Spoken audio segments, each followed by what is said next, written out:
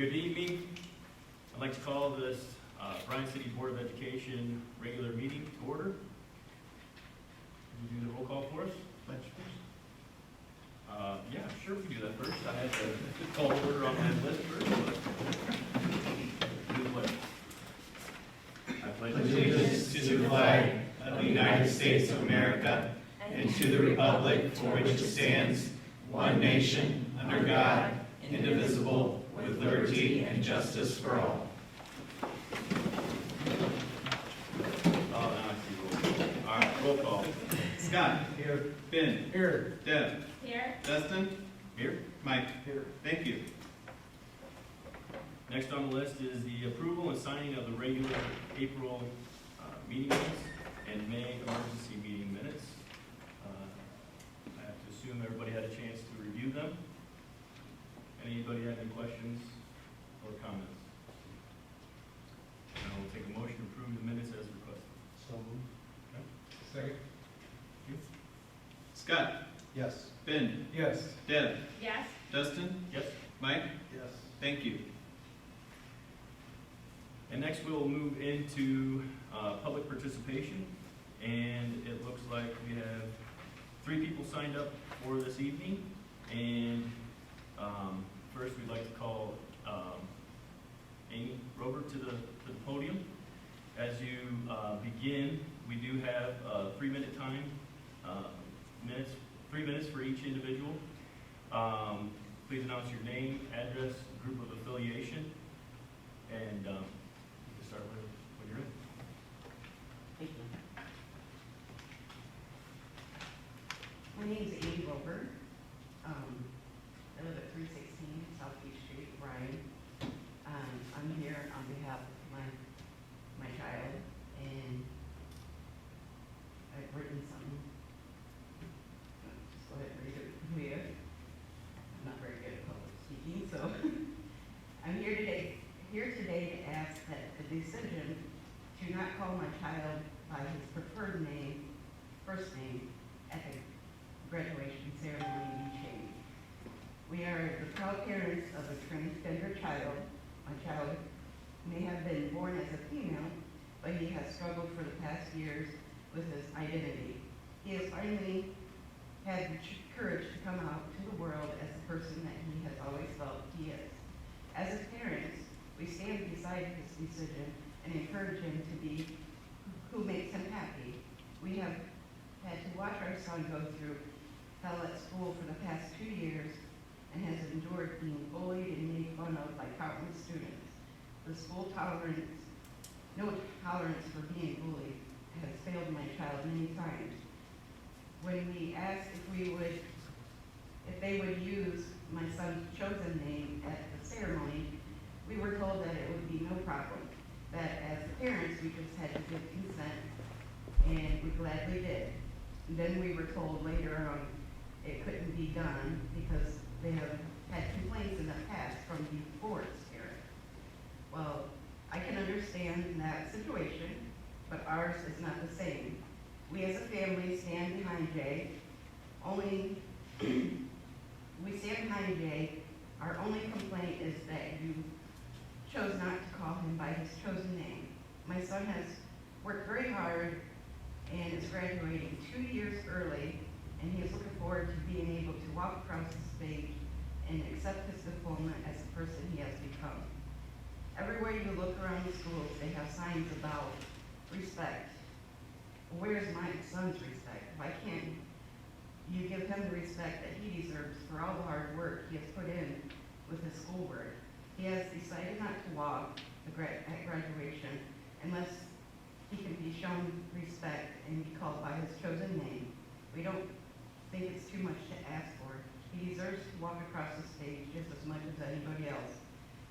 We are not asking to have his chosen name on the diploma. All we're asking is to be able to have a chance to see our son walk across the stage and enter the adult world as who he has become, Jay Broker. Thank you. Thank you.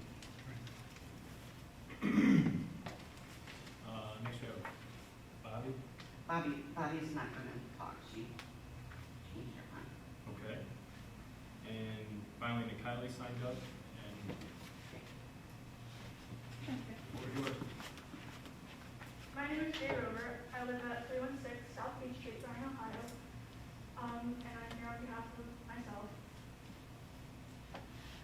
My name is Jay Rover. I have gone to Bryan City Schools almost my whole life. This year I came out as transgender and have been happier than ever to finally feel like myself. I am 15 and graduate high school this year with the class of 2022. I have all of my credits and got them within 1.5 years. I am extremely proud of myself and thought the staff felt the same way. The reason I am here today is because I want to be recognized for my hard work. All I'm asking is that I be able to walk at the graduation ceremony without being ridiculed in front of everyone.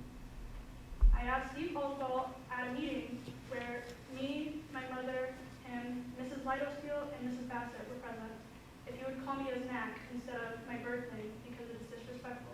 I was told no. My friend Sean, who is also transgender, wanted to know the reason for this, so he went to ask. He was told that I just needed parent permission. My mother was present in the meeting, so I don't see why this wasn't said in the first place. We did not say anything about that, though, and my mom just went and gave permission and told them my name was Jay now. All was well until my mom got a call from Steve and Mark Prairie saying they weren't going to call me Jay because they have had problems with divorced parents before. My parents are together, and my father fully supports me as well as my mother. Another reason I was given is that it would be a specialty. Would it not be a specialty for the kids that have divorced parents? Because not everyone has divorced parents. I was also supposed to receive an award at the award ceremony, so I asked if they would call me Jay. Once again, I was told no. And then found out that they had no problem with other students being called by their middle name. That isn't their name, so I don't understand how it's different. In the student handbook, under Student Discipline Code 35, harassment and or aggressive behavior including bullying / cyberbullying. The board encourages the promotion of positive interpersonal relations between members of the school community. Harassment and or aggressive behavior, including bullying / cyberbullying towards a student, whether by other students, staff, or third parties, is strictly prohibited and will not be tolerated. This prohibition includes physical, verbal, and psychological abuse and any speech or action that creates a hostile, intimidating, or offensive learning environment. The board will not tolerate any gestures, comments, threats, or actions which cause or threaten to cause bodily harm or personal degradation. Individuals engaging in such conduct will be subject to disciplinary action. I have voiced many times that calling me by my birth name is not only extremely disrespectful, but extremely offensive as well. The staff is aware that I've been bullied the past year and did little to nothing to stop this. 52% of all transgender / non-binary people in the U.S. have seriously contemplated suicide because they were hated for being themselves. I am one out of many of those kids. I felt the world would be better off without me because I wanted to be myself. What if your child felt that way? You wouldn't want them to feel that way. You would do anything to Time, prevent Mr. President. Okay, well, I appreciate the chance to come tonight. We will take your comments, concerns, and points that you've made tonight under consideration and under advisement. And at this point in time, that concludes our public participation portion. Thank you. Thank you.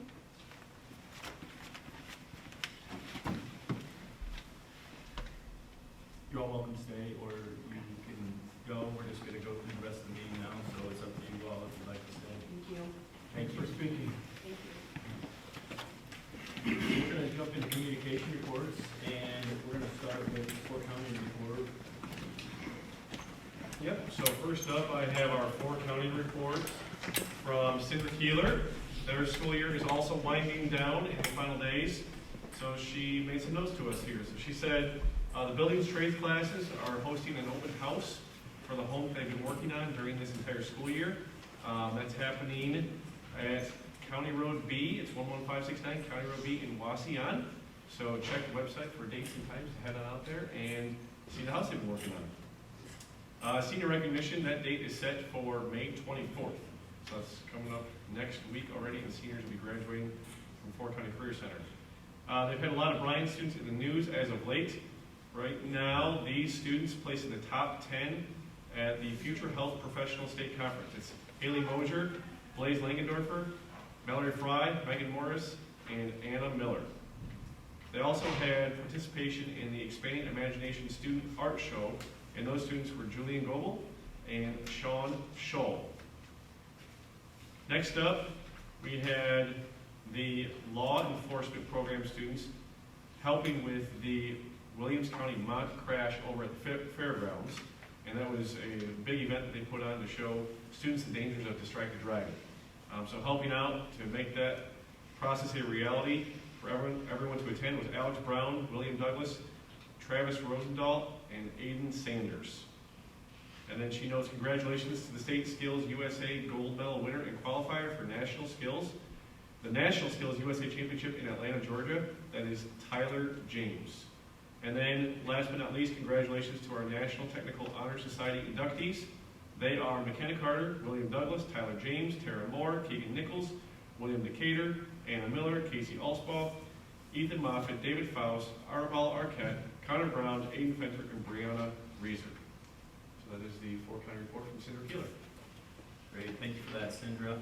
And tonight we have a special edition that we would like to recognize a couple great individuals that have just really been talked very highly about this week. So Linda Hornig and Ryan Everly, if you guys would stand and let us show our appreciation for you guys.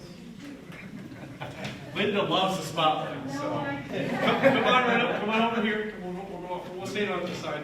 No, right here is good, so we can see everyone. So, and I know some other board members may have some commentary as well. As everyone is probably fully well aware, the bus that caught fire last week was, as Linda stated, not on anyone's bucket list, specifically hers. But we just wanted to take a moment to say thank you for your heroic actions. What you did in split-second thinking and the actions you took to not only help others but help yourself. You just can't teach that. Ryan's here because he helps assist with the transportation department and making sure we're following those thousands of protocols and policies and safety procedures that consume his world each and every day. So we're just thankful that all of the communication and training and time and effort put in by him and you as drivers, it does pay off. And sometimes we can never see that light at the end of the tunnel when we're going through those trainings and those times, but it does. So we just want to say thank you for all your actions. We know that's a very emotional event, something that you will definitely remember and recollect many details from for the rest of your life. So thank you for all you did in that situation, and thanks to Ryan for the support and the quick actions as well. Even though he wasn't on the bus, making sure phone calls were being made and firefighters were being dispatched and everything could be handled appropriately. And we just had, outside of these two, just tremendous support from our administrative team. Some of them are sitting here tonight. Community members, even blocking off roads. People coming from afar to see what they can do to help. The fire department volunteers who dropped everything they were doing in the midst of their day to make sure everyone was safe and sound. And that was exactly what we wanted to hear. The first words we all hear is everyone's safe. And at that point, it's good. So Linda, thank you very much. And Ryan, thank you very much. And we just wanted to present you each with a certificate of appreciation for your efforts. So there you go. And I'll stop talking at this point and turn it over to our board.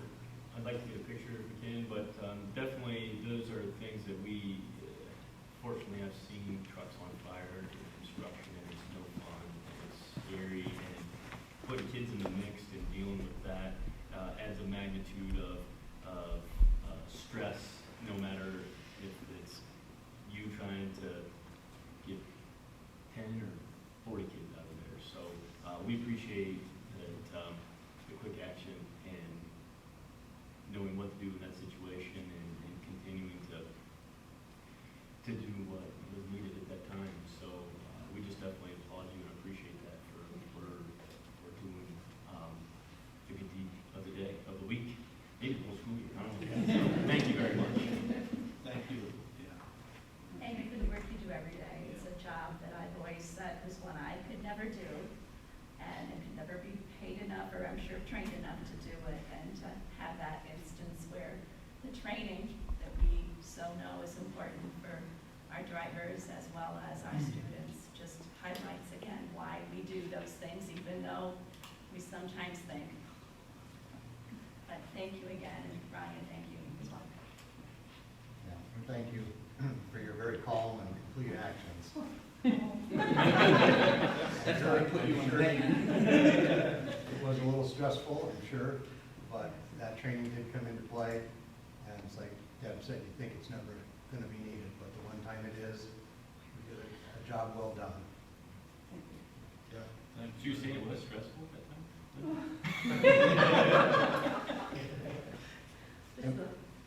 Yeah. Yeah, so it's something to be very proud of, and I'm proud of it, and I'm sure our community is as well, and, you know, what you guys do, I have no clue, you know, and what you do every day, all the bus drivers, all our staff for that matter, I appreciate it. Thanks. You can always ride along. How many kids are you using on a bus at a time? Which route?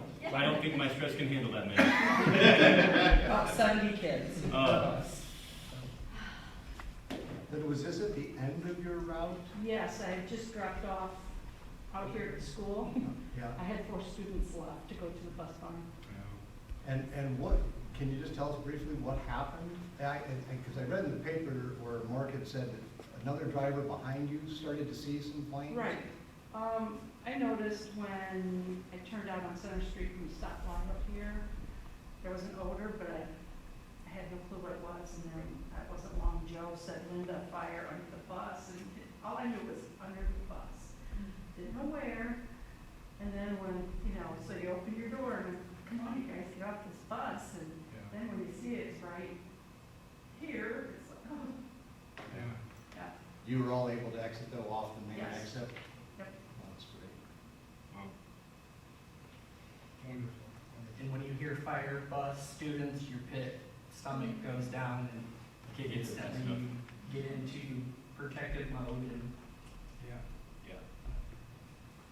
Well, quick action. Very good. Good care. So thank you very much. Thank you very much.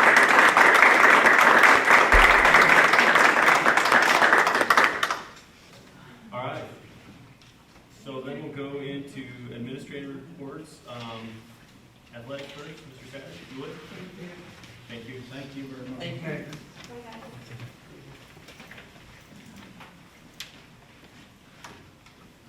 Thank you, thank you. As the school year is winding down, so is spring sports.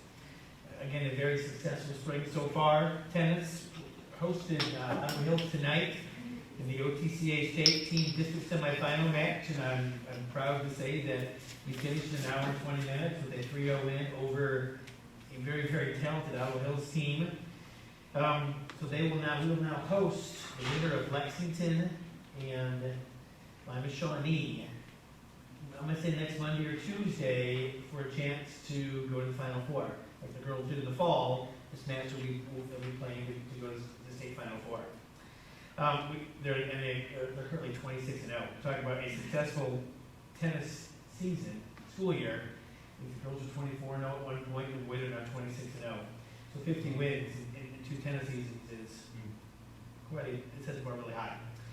Also, we have 5 district qualifiers in tennis, and they will be playing at Fort Clinton High School on Thursday. And then if we have any, which I'm not sure that we do, they'll qualify for the Final Four then on Saturday for the finals. Softball ended up 4th in the league. They lost 3 one-run games in the league, but they ended up sectional champs, and they will play at UNOH Lima on Thursday at 4 p.m. in the district semifinal against Elida, with the finals on Saturday if they're fortunate enough to pull that out. Baseball, league champions.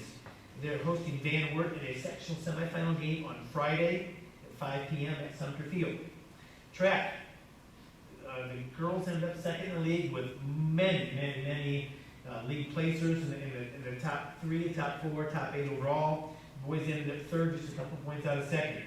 They will be traveling to Defiance this week on Wednesday and Friday for districts, and then hopefully we have many qualifiers for regionals next week. Upcoming events, I want to point out is our Dead Week is Sunday, July 3rd through Sunday, July 10th. And that's where no organized open gyms, team camps, practice, or lifting, unless pre-approved by me. That's just where our parents and families know that they get away as a family without, missing out on any opportunities for the kids. Any questions for me? while I know you're not here tonight for this purpose, I would just want to congratulate you on your recent honor as Educator of the Year. Thank you. It was Thank you so much. And just a great honor. Great honor, Congratulations. unexpected, and very fortunate. Thank you. Yeah, thank you for all you do, and hopefully the tennis course can continue to bring good luck to those teams out there. That's awesome. Yeah, it's going to be tough. Lexington is, they're very, very good, but I think we are too, we are as well. So we're going to travel 2 hours to us. So hopefully our kids are ready, and I'm sure they're going to represent very well on our home courts. Thank you. Good. Thanks, Jeff. Thank you. Curriculum, next up, what you got?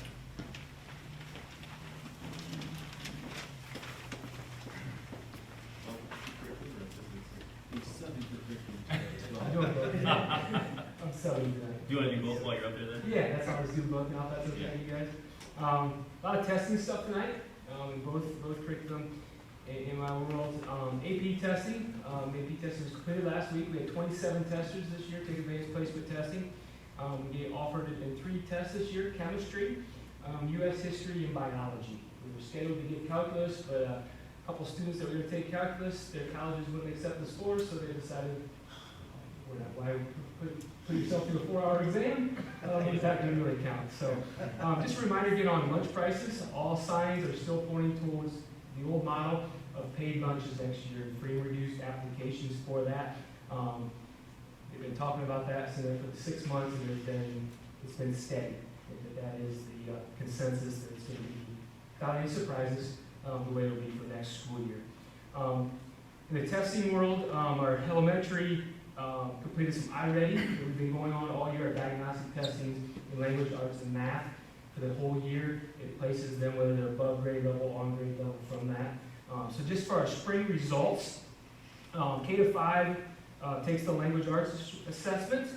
We went from 29% to 68%, which is some significant gains there through the course of the year. In math, that's first grade through 5th. There's no kindergarten math assessment there. 18% to start of the year to 65%. So some really strong gains there. This year, for the first time ever, the state has released some of our state assessments early. Usually we get those in June when kids are gone. The high school actually promoted this. They knew they were getting all the results back except for language arts, so they told kids, if you pass this test, you get out of the exam in that area, which is a nice incentive for our kids. I know I've got a couple kids in my house that are pretty excited about that. If you look at the results, so without English language arts, we are above the state average, 11 out of 12 tests. Significantly, in those 11 out of 12, we are above the state average. The kind of frustrating point there is you look at like algebra. Algebra, we passed with 77%. Once again, these are preliminary, it can change by a few. We're 77%, but you look at the state report card, that does still not say we're good enough. So you need 80% there. We're 77%. The state average in algebra was 45%. So we've really done well compared to the state, where when it comes to a check mark on the report card, it is still red, as if most of the other districts in the state. So that's the frustrating part there, but they celebrate there. We're below the state average in one test, we're 1% below in a math score, 5th grade math, but the rest of them we were usually 10, 12, 15 percentage points above the state. So good results there. Okay. Questions? Thank you. Thanks, Jeff. Elementary. Are you doing dual roll also? Always. Got it. All right, so number 1 on mine was testing. We're done. You heard all about that. That's great. And then we're kind of in full swing of end of the year everything around here. We've got our first grade biography fairs going on. Some at the amphitheater, some here in our building. We always look forward to inviting other people into the building. We know that there's great stuff happening all the time, but it's really fun to be able to bring parents and families in. So the first grade teams have all been doing those. We've got lots of different incentive trips to Eric's Ice Cream that have been happening, lots of strolls across the street. We had a culminating project between our kindergartners and our sixth graders. The sixth graders wrote a book and had a kindergarten buddy that they met at the Imagination Station last week, and they got to read their books together, so that was exciting. Lots of field trips happening, and field days this week are going on. We're very thankful for the high school. The NHS students have come over last year and this year as well to help with our field days. They run the events, and our kids think those kids are the bomb diggity. And it's made the field days that much more exciting. So Mrs. Dominique wanted me to share that they have done their kindergarten and preschool screening. There were just over 120 kindergartners that they screened. And then they have another date in August set for the ones that were not able to come that time. They screened over 50 preschool, just over 50 preschoolers for next year at this point. We have preschool graduation coming up this Friday. Kindergarten end of the year program / graduation is on the 25th. And then on the very last day, we're kind of following the trend of the senior clap out, and we're doing a 5th grade clap out. So those are just some of the things we've got in the next 8 days. Wow. Who's counting now, right? Nobody's counting. Everybody in my house is counting. And the field trips, the first grade going over to the amphitheater, Blake's got rained out, he was bummed about that. Yes. But all of the extracurriculars obviously is what is helping our house get through, because they're excited to finish strong and get through it, because they get to go to the amphitheater and they get to go on Eric's ice cream run and all those things. So thanks for staying in it. Just a few more days. Right. A successful year. Thank you. Thank you. They're all doing that counting and bringing our math scores out. If you notice behind me, there's 8 rings counting down.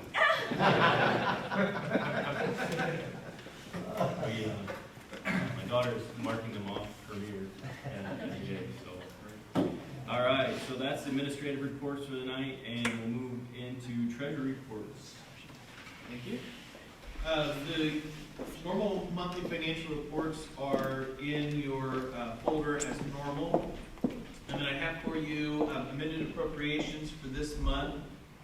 You will notice that the general fund appropriations is down a little over 1.1 million to 20.96 million. The reason for that is when we did our appropriations originally, we were still waiting for the fair school funding to be implemented. Part of it being implemented was the elimination of us paying open enrollment fees to other school districts, scholarships that we would pay to other districts or educational authorities, and community school payments. We originally appropriated those because when we did those original appropriations, frankly, the bill hadn't even passed yet. So now as we're cleaning up, we had not taken those off of our appropriations yet. We're taking those off now. And that just goes to show you what a big benefit the fair school funding is in taking these expenses off, and that those things are now directly being paid for by the state. So that is why we're seeing such a significant decrease in the general fund today.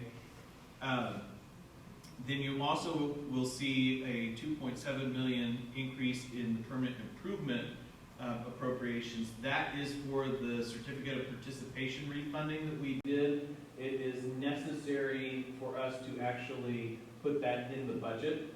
And also we put that on the revenue side as well, so it ends up being a wash. But we do have to officially appropriate the money for that refunding. So that's the reason for the $2.7 million there. The next I have for you the 5-year forecast.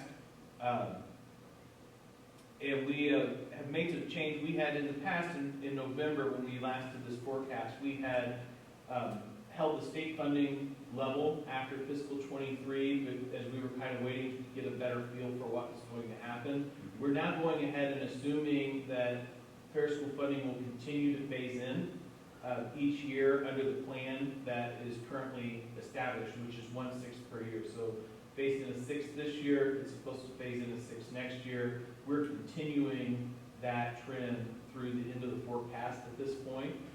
And one of the reasons why we're doing that is we also are looking at what our next contracts are going to be, which we negotiate this coming spring, a little under a year from now. And we have chosen to go ahead and use the historical 2% base increase in those numbers. And our intent there is to just try to give a realistic, fair picture of where we usually settle for those. So those are two changes. The last forecast, we had held that contract at 0 with no base increase. That's not realistic. That's not something that we probably would land on in that. So we've chosen to use that historical 2% there. If you look at this year, the final balance is an increase in the general fund of $652,000. Since we finalized this, we got approval from the Ohio Department of Education to change some budgeting on grants, and so we are going to be putting between $250,000 and $300,000 of 22 expenses onto that grant. So we're actually going to do at least $200,000 better than that. I think we may still meet this, even at this late date. There's still some expenses that are difficult to forecast between now and the end of June, but our expectation at this point is that we're going to beat this by a couple $100,000, maybe even a little bit more at this point. Are there any questions about that forecast? No, it's just a tough road to hoe with where we're at, and so thankful we had Levy pass, and we're going to have to obviously keep an eye on it, continue to do what we've done, and pinch pennies and be conservative. So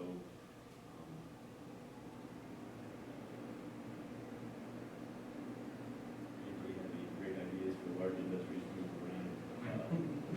Start recruiting. So we need houses and industries. So my next item is a contract with the Healthcare Process Consulting for fiscal year 23. HPC handles the processing of our Medicaid claims. We are very fortunate to have great staff that work with students who are eligible for Medicaid, and we are able to bill those services back to Medicaid. This year, we received in excess of $100,000 student Medicaid program for services that were rendered last year, and we're looking forward to continuing that partnership with HPC as we bring those additional funds in. Next is I'm requesting authorization to advertise for milk bids. Milk is the one item that we get through the food service program. It's over $50,000 per year that we cannot get through consortium. Normally, we use consortium so that we don't have to directly bid, but milk is not purchasable through any consortium we're a member of, so we have to bid for that directly. And then next is a contract for speech services with Stryker Local School District. We share a speech pathologist with Stryker and have done so for several years, and this is a renewal of that program. Next, 2 months ago, we had our public hearing on federal programs for next school year. We are now asking your formal authorization to participate in all available federal programs. And finally, in conjunction with building the new buildings, we entered into a memorandum of understanding with the Ohio Facilities Construction Commission that we would annually transfer a $500,000 from our permanent improvement fund to our 034 classroom facilities maintenance fund, and it's time to do that this year, and that comes up this year to a total of $143,151.32 to transfer from permanent improvement to 034. thank you for those updates, Kevin. Anybody have any questions on the treasurer's reports and recommendations? I have one, just curiosity, on the milk bids. Yes. Who's been our milk supplier, and has it changed? No. For several years now, the only bid that has been submitted has come from Arps Dairy in Defiance. We published the request for proposals in the paper and on the website, but no one else responds. I just wondered where you published that. And the speech contract is reflective then of adding that third day of coverage. Yes, correct. Will that change? Because wasn't it last year, we got 2 and they got 3, Correct. and now we're getting 3 and they're getting 2? Will that change each year? So it's based, yeah, I mean, it's based on numbers, so right now we're seeing a trend where our numbers are slightly increasing, so causing a greater need. Their numbers are decreasing, they're having some exits from services. Okay. So it worked out perfectly this year that there was no interference with their services, and allowed us to add our services. They, yep, they project that at least to be probably a potential, strong potential next year, but yeah, we'll have to weigh it year by year. Good. Very good. Anybody have any other questions? We'd like to have a motion to approve the treasurer's financial recommendations at this point. So I'll second.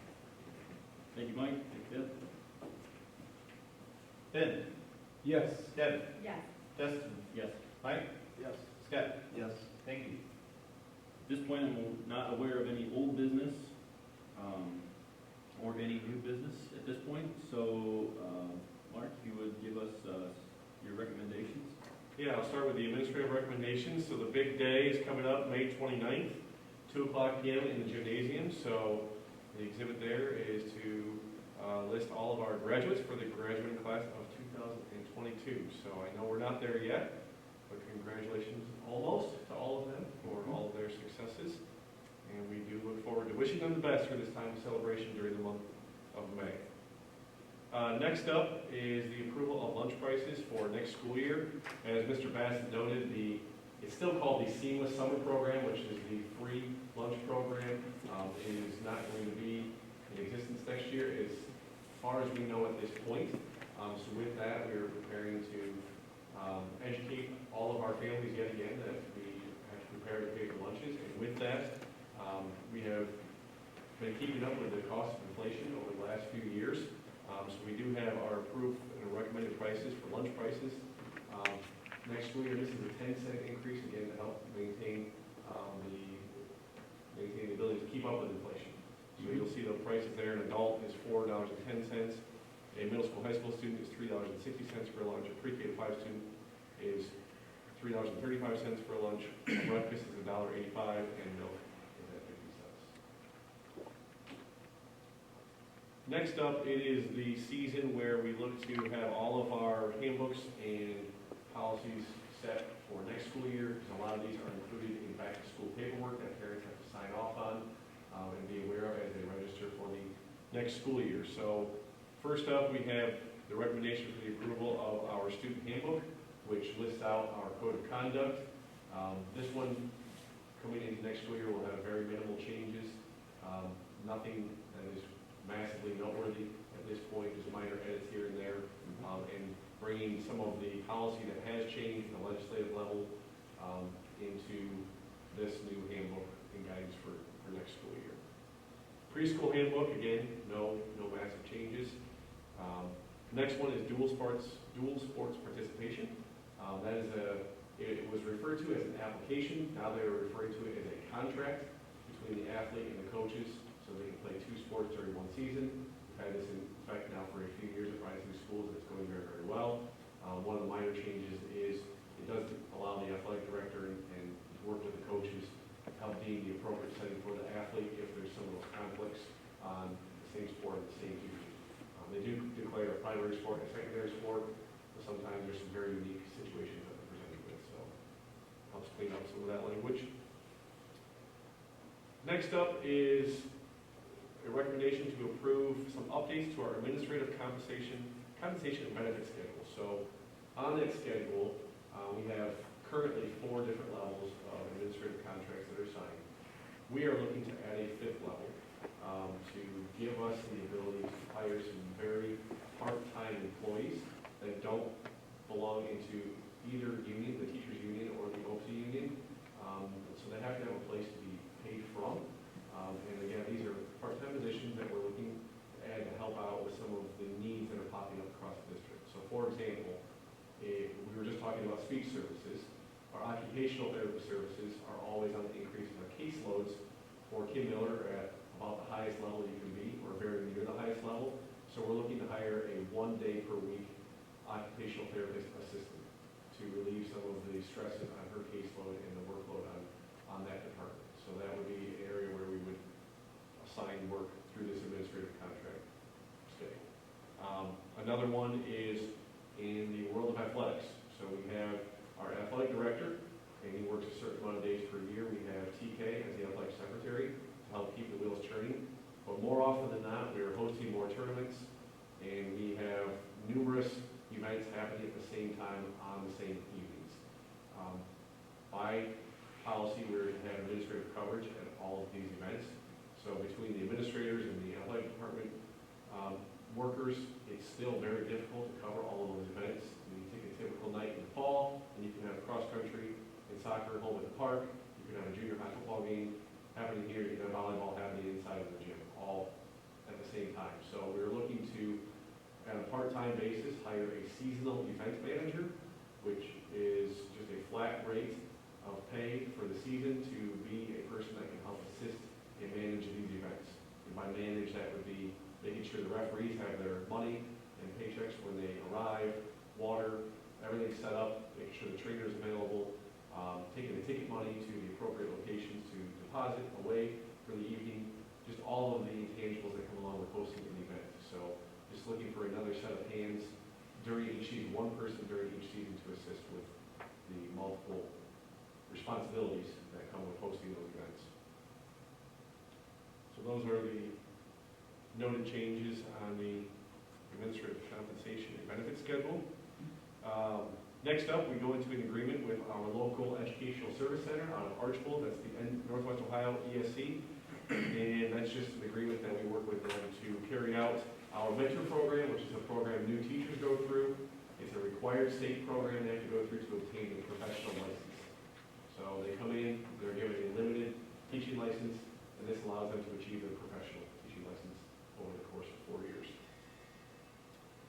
We are continuing our agreement with the University of Toledo to add interns and externs. This is specifically for our externship. Internship is where they come in and they train with us in year 1. Externship is where they're with us year 2 and are able to fulfill more duties. This is a program that's been started probably 3 years ago. Did I say it wrong? I always say it wrong. Externs come in first year, interns actually work second year. I get it wrong every time. So I apologize. But it allows us to carry out work through students who are still in class at the time, but also are able to produce with the help and work with us in our psychology department. Next up is an agreement with ACE Digital Academy. That is a renewed contract with them to be able to provide online courses to students in need. Pre-COVID, we've used this for almost a decade just to supplement some of the courses we're able to offer, or if we had unique learning situations where maybe a student has a medical condition and they're not able to come into school for a length of time, we can have them in the online courses. So we've been using that, and we're going to continue to use that in that fashion and moving forward. So we're renewing our contract with ACE Digital Academy. And I'm going to stop right there. Yeah, that's a lot. Anybody have any questions? Just one. So in the administrative compensation benefit schedule, that section there, what are they going to be classified as? So they'll be called and Kevin might have to chime in here, a level 5 administrative contract. So they'll be given titles to be hired into these supplemental positions, an event manager, an occupational therapist assistant, and actually the school site intern and or extern will be titled in there as well. So we'll further develop job descriptions that are then assigned to that. At this point, we've given the titles that we anticipate being there, but we will also then be bringing job descriptions to the board at a later date. But then they'll be, so will it all be in one classification then? I mean, so you've got, Right. you've got OBC, they'll be all of these. Well, they're not, so they're on the administrative schedule because they are not in OC and they're not in the teachers' union. That's why they're on the administrative salary schedule. Back to the lunches, parents will be informed of the opportunity to apply for the free reduced lunches. That will continue as well. We're going to get back to heavy promotion of that. Yeah, because that has to be involved every year. Correct. So people will need to Correct. do that again. So. And just out of curiosity with the ACE, so on not a COVID year, but on another year, how many students do we have on average that participate in that, if you can? Just an average. Just a ballpark. I would guess, and this is just a guess from having seen the invoices, Right. I would guess in excess of 100. Usually, the typical student takes 1 or 2 classes, so they're not taking all their entire school through ACE. It's, sometimes they're remedial classes, but other times it may be an advanced course that we're not capable of offering here. And so it's used quite extensively to fill out what otherwise would be a hole in the student schedule. So it is quite frequently used. Thank you. Anybody else? At this point in time, we need a motion to approve the superintendent's administrative recommendations. So moved. Thanks, Deb. Second. Thanks, Mike. Deb? Yes. Dustin? Yes. Mike? Yes. Scott? Yes. Ben? Yes. Thank you. Mark, we'll go into personnel recommendations. Yep, so I'll roll through these. So we're looking to hire some summer work help in our IT department with our Chromebooks. Make sure those are up to snuff for next school year. So that's Karma Genter as needed and paid at minimum wage. New hire of some certified staff. These are new teachers coming on board. We have Emma Blanford joining our 5th grade team as an intervention specialist, and Alexis Kiesling joining the elementary again as an intervention specialist. We have the transfer of some classified staff. Melissa Lauren is shifting from her position in food service to the 3rd shift custodial duties with us. We have some resignations. Karen Walls resigning from her educational aid position, Michael Slavin from his 3rd shift custodial position, and Lindsay Smith from her district secretarial position. Next up, we have the approval of some substitutes to our classified sublist. That's Karen Walls, who will continue on as a substitute with us, Michael Slatman, who will continue on as a substitute with us, and Hunter Steingass, who is a bus driver, is also looking to help sub in our food service areas. We have the approval of certified substitutes, so teaching substitutes. We have Larry Bowers and Alexis Kiesling. Alexis can sub for us the remainder of the 8 days of the school year before she takes her official job starting on August 1st with us. We have the annual action of the non-renewal of supplemental contracts for non-certificated staff. And this is not reflective of performance. This is an annual action. And some of these will be hired back very quickly here. We also had a non-renewal of certified and classified substitutes, which again is an annual action that we take. Next up is the approval of supplemental contracts and volunteers for the 2022-2023 school year. So the list is available there. So some of those names that we just non-renewed are now on the fall supplemental list. And I will stop there because I need to take some separate motions for the rest. So those are the personnel recommendations. All right, I appreciate, accept the motion to approve the superintendent's personnel recommendation. So moved. Thank you. Thank you. Dustin? Yes. Mike? Yes. Scott? Yes. Ben? Yes. Deb? Yes. Thank you. Okay, Mark, moving on. Yep, and just to avoid any potential conflict of interest, we're going to do these as separate motions. So first up is the annual action, again, not reflective of performance, of the non-renewal of the supplemental contract for our assistant softball coach, Madison Stein. So moved. You bet. Second. Thank you. Mike? Abstain? Scott? Yes. Ben? Yes. Deb? Yes. Dustin? Yes. Thank you. And again, to avoid conflict of interest, the approval of a 2022-2023 school year volunteer, specifically helping with our music and band program, Ben Camarillo. So moved. Thank you. Second. Thank you. Scott? Yes. Ben? Abstain. Deb? Yes. Dustin? Yes. Mike? Yes. Thank you. And last? All right, this last one involves a little bit of discussion, a little bit of thought. Yep. So way back in September, we discussed the potential of updating some of the language in our drug testing policy, specifically for a student who would happen to commit a second offense. So the current language reads for a second drug-related offense as an athlete is a calendar year suspension. So we have proposed language for your review, and this is why it's just a first reading. So you can take a month to read the language, discuss it, ask myself or Dustin or any others questions. If we need to contact our athletic department. And if we so choose to move forward with the updates to that policy, we can look to approve it at a second reading during the month of June.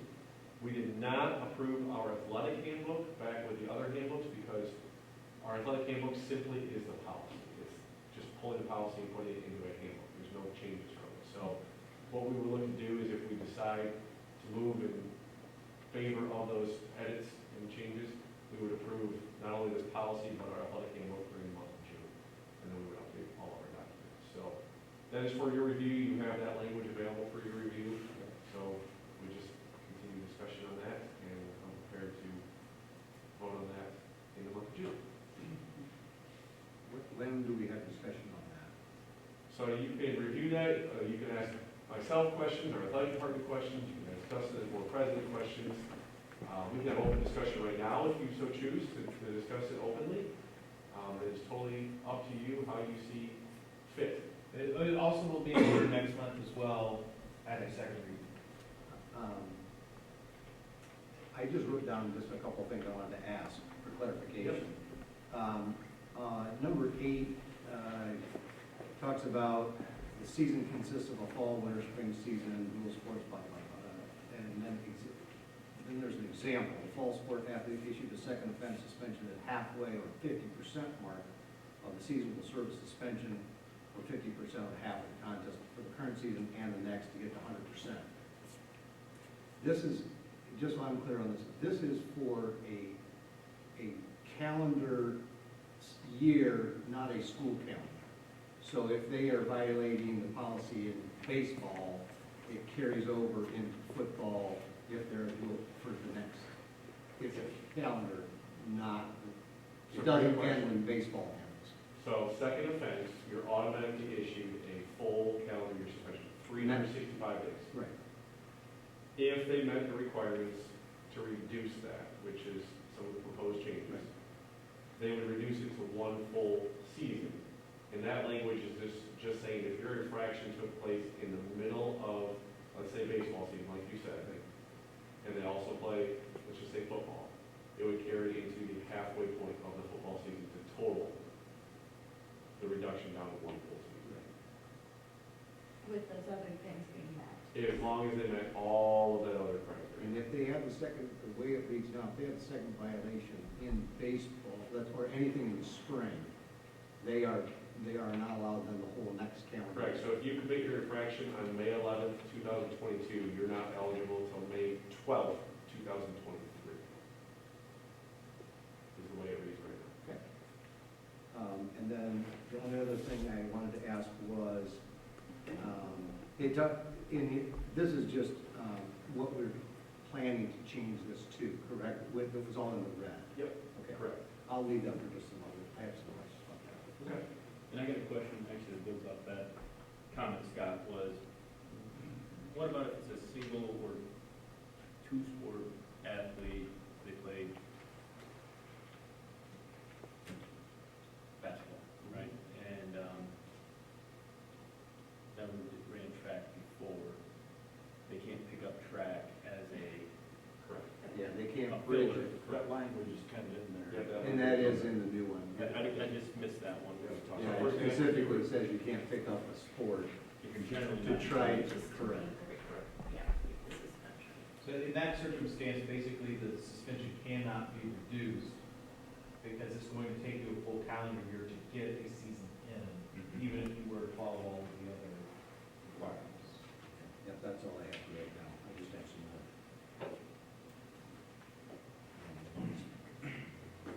So there's no motion on that, just continue your reading of that, understanding, if you have questions about understanding, it's policy, so it's very difficult to follow sometimes, so. Anybody else have any questions on that? Okay, points of information.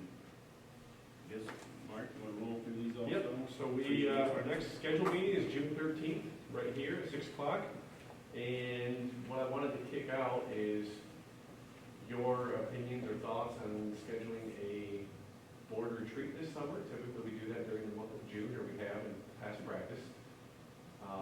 In talking with Dustin, we assumed that everyone had June 13th on their calendar for a board meeting day, so we assumed maybe people would be in town that day. I'm making assumptions, so correct me if I'm wrong, but would that be a date of interest for the board to schedule a board retreat? And if so, we have to start looking at the times that we want to meet so that we can schedule in exactly what we did want to accomplish that day. So just kicking out some ideas and discussions. We could potentially set a start time of 1 o'clock p.m.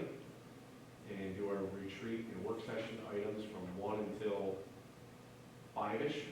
We could recess for dinner and then be here for our regular board meeting. That would give us a 4-hour, half-day, if you will, time slot to meet and take care of board business. That's just one idea. I mean, we could do multiple things. That's just one starting point I wanted to throw out there, but totally open. It's really whatever the board wants. So, Well, we don't have to separate the second. correct. No. I'll need to look at calendar. Monday's really very difficult for me, Okay. but not impossible, Okay. with enough plan. And you could say 1 o'clock start. We were just hypothetically saying if we had a board meeting already scheduled that night, Right. Is that but again, okay? if work schedules are tough, or vacations are tough, yeah, we want to be Okay. considerate of everyone's schedules. Okay. You got your ideas, Dustin? Go from there. Great. Okay. Mike, Ben, Kevin, and I are going to meet with our business advisor group on Wednesday of this week for our final meeting of the year. So it's scheduled for Wednesday at 7:15 a.m. And then some other upcoming dates. Right now, as we speak, the scholarship night is kicking off over at the ArtsNet Auditorium. So congratulations to all those seniors who are recipients of scholarship monies. The LPDC committee, which approves the professional development that's accomplished by teachers to help them maintain their certifications, we have to publicly notice that they are meeting. So they are also meeting Wednesday. That just takes place at the field house. We have designated staff that are a part of that. And then the big day, as we noted, graduation is Sunday, May 23rd. That's at 2 o'clock p.m. And as board and administration, we just want to make sure we're there by 1:30. It's right in the gymnasium. So, Is your business advisory council going to continue next year, you think? I mean, the people that are on, not the board, but the we asked them to be community in a, members? we asked them to be in a rotation. We asked them to commit to 2 years. So we have some who are finishing their second year. Okay. So we'll be looking to add some, so we can work together. to That's add. what I was wondering, if there's some people going off. Yep. Okay. All right, thank you for that. And Kevin, do we have anything for executive session at this point? I am aware of the reason for a short executive session regarding matters required to be kept confidential by federal statute. Okay. At this moment, then we will ask for a motion to go into executive session. So moved. Second. Ben? Yes. Deb? Yes. Dustin? Yes. Mike? Yes. Scott? Yes. Thank you.